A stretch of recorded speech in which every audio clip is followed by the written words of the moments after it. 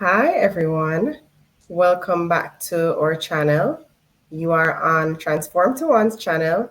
I'm Shani, and today we have a special guest, Sherlyn, Char, Selassie. Welcome, Char. Thank you. Hello, Shani. Thank you for having me. It's great to have you. You were one of our speakers at our workshop last year, Navigating Trauma, and you've been an integral part of our journey throughout. And I just want to thank you for always availing yourself, and thank you for being here today to Oh, share with us you're again. you are most welcome. Thank you so much for the opportunity. Awesome. So let me just start by introducing Char. Char is the founder of Law for Love, a spiritual legal consulting and intervention providing support for hurting families trapped in cycles of conflict. She's a Bible student and teacher. She has combined her understanding of civil law and spiritual law to guide people of faith to healing and deliverance. Char has an intimate understanding of trauma in her own family. She overcame cycles of abuse, abandonment, and helplessness. Char handled thousands of divorces as a family attorney. Her personal and professional victories uniquely positioned her to observe patterns of conflict which are at the root of family breakdown. Char is a speaker, an author, and she coined the title Pastor at Law. Welcome again, Char. Great to Thank have you. you. Thank you. I know that in your recent journey, so we're here to talk about mending broken homes. And I know that in your recent journey, there's been somewhat of a transition from or through the divorce journey. Would you like us to start there and just share what that transition has looked like? Sure. So, about 2 years ago, I found myself in a position where people were calling wanting a divorce. And my approach to divorce has always been somewhat unconventional, not exactly the way we were trained in law school. And what began to happen was people called for a divorce, but they ended up reconciling. And that began about 2 years ago. I continued down the journey of navigating people through a more compassionate form of divorce, private, dignified, just supporting people who love each other but couldn't figure out how to continue to move forward until it just seemed that the call that I was hearing in my spirit from my heavenly Father was, "You're not doing divorces anymore." And I'm like, "I'm not doing divorces anymore." No, you're not doing divorces anymore. And so I answered that call on July 28th, 2024, and announced to my community that I no longer do divorces and that I am now in the space as a marriage mediator to take the same exact strategies that we use to end the divorce to literally build them. It's the exact same process. It's just for the purpose of building. Very interesting journey.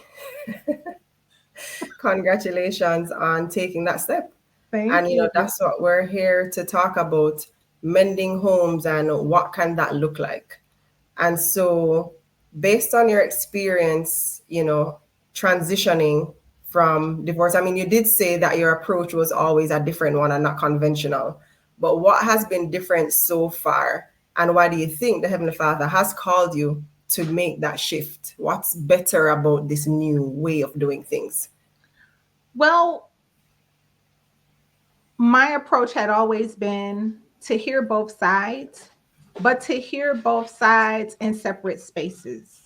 So what I came to understand from my own very painful journey through marriage, I've been married now 15 years this year. I learned quite a time ago that marriage counseling wasn't a good fit for us. and and what I've learned now that I've been in the mediation space for building relationships and healing conflict is that what happens in marriage counseling is two things. First, husband and wife are sitting in the same room in front of one person, talking to that person about one another, and often triggering triggering each other in that moment of honesty. And the second thing is that couples, as I was in the past, as a wife in a broken situation, I was expecting for the counselor to tell my husband that he was wrong and tell him how he needed to change so that I can feel safe in the marriage.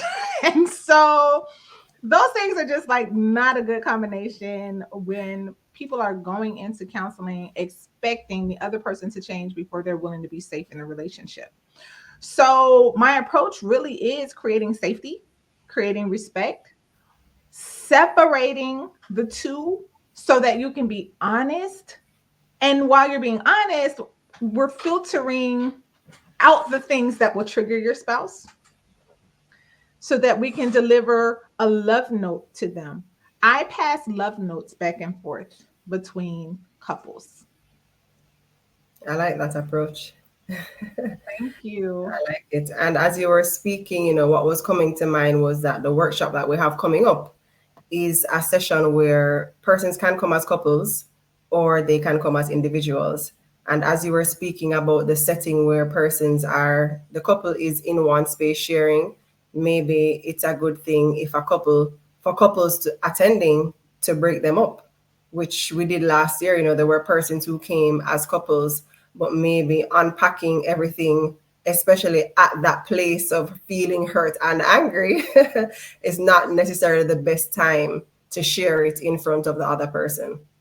So Exactly. that's an Exactly. interesting point. Yeah. Thank you. Doing it that way. And I have friends who are licensed therapists and counselors, right? But that's not, I am not clinical. My job is mediation. I know how to work as a diplomat to find a win-win and to interpret and navigate conflict. But I tell my licensed therapist friends all the time that triggering a couple in the same session, I just have never found it to be helpful. And in the legal practice, we mediate that way almost 99% of the time. We mediate conflicting, feuding parties from separate rooms. And that's how we get them to settle. Mm, interesting. I was thinking about healing individually and healing as a couple. In your practice, has there been any best way? Can it be done simultaneously? What are your thoughts on that? I think that husbands and wives have a great opportunity to take personal responsibility for their own stuff. So the reason why I'm like, you go to your corner, I'll meet you there. Let's talk. Hmm. It's so that I can support you in your goals and I can confront you in your stuff. Because when you own your stuff, that is an automatic investment into the marriage. When you are healing as an individual, by default, you are improving the marriage because we often look at the marriage like we need to work on the marriage, we need to work on the marriage.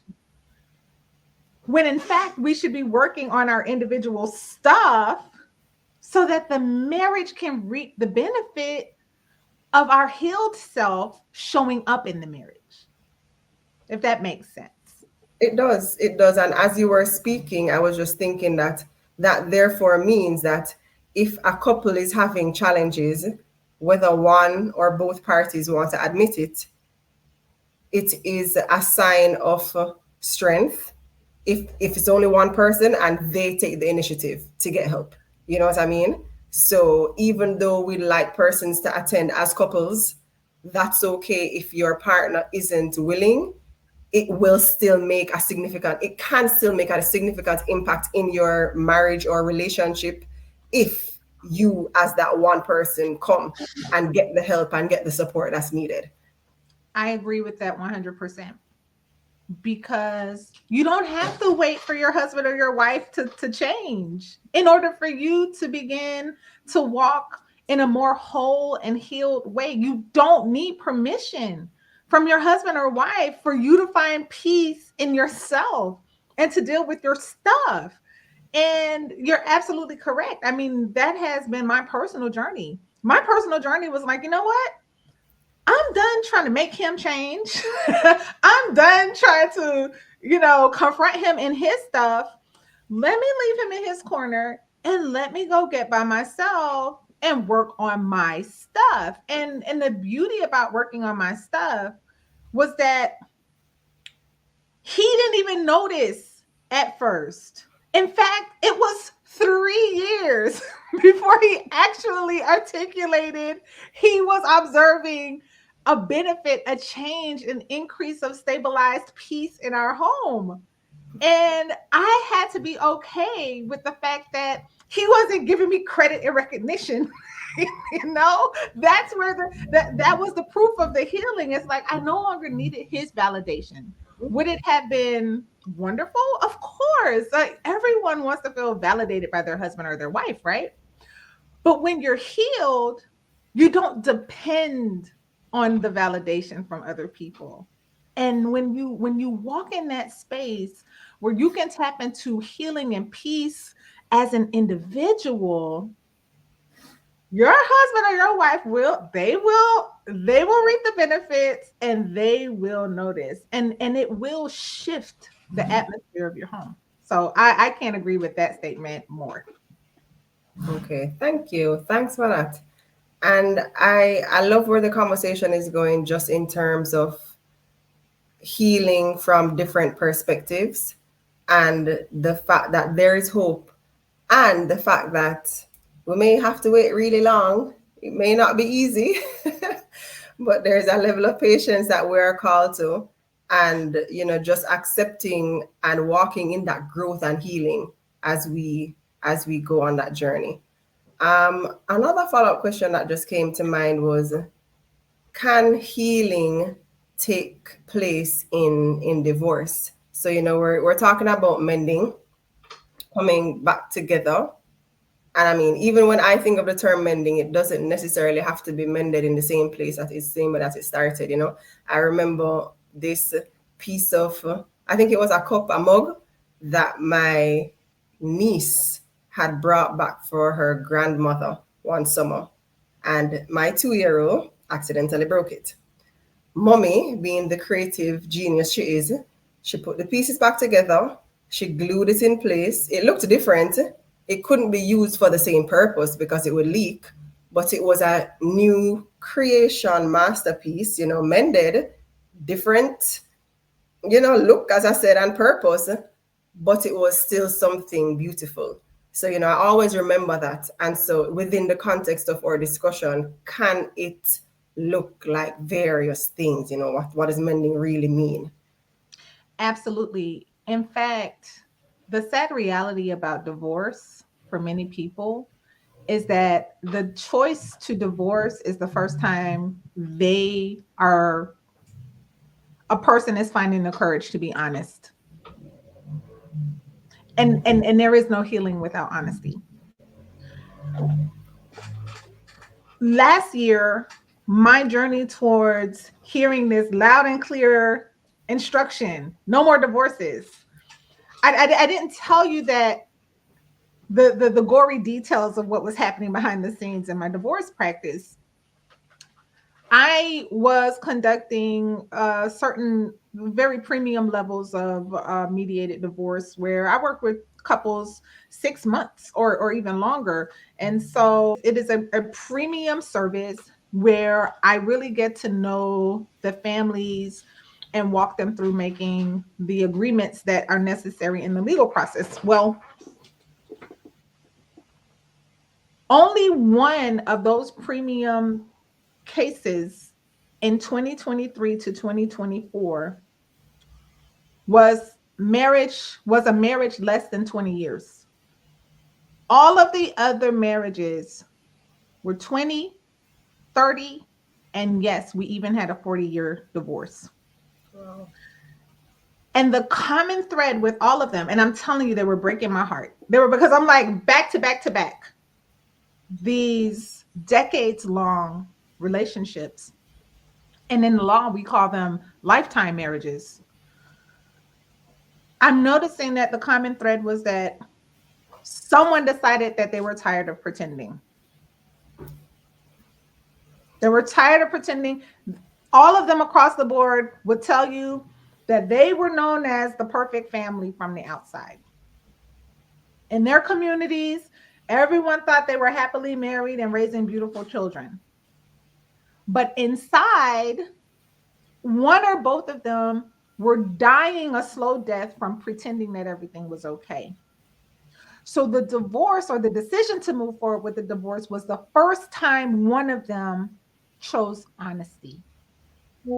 And so the reason why I say that divorce can lead to amending and this beautiful new creation is because the pain of acknowledging what you were hoping no one else would know actually creates the courage to be honest. And that honesty and that courage is where the mending comes in. I like that. It's as you said, it's real. That's what it is. It's real. And as you were speaking, just the thought of I lost my train of thought. Those lifetime marriages, this I've been with you my whole adult life, like Yeah, exactly. Exactly. What came to mind, thank you, that reminded me, was just that it's important, therefore, for us to acknowledge it from early and start the healing from early and realize that there can be brokenness in any type of relationship. It can be nuclear, it can be a single parent, it can be any type of home, but acknowledging the challenges from early and making an intentional decision to try to mend it, whatever that may look like for you and your family, is really critical. Yeah. absolutely. People, we're embarrassed of the private details of our lives. You don't go on social media posting the moment you're crying. That some people do it, but that's that's not most people. It's embarrassing.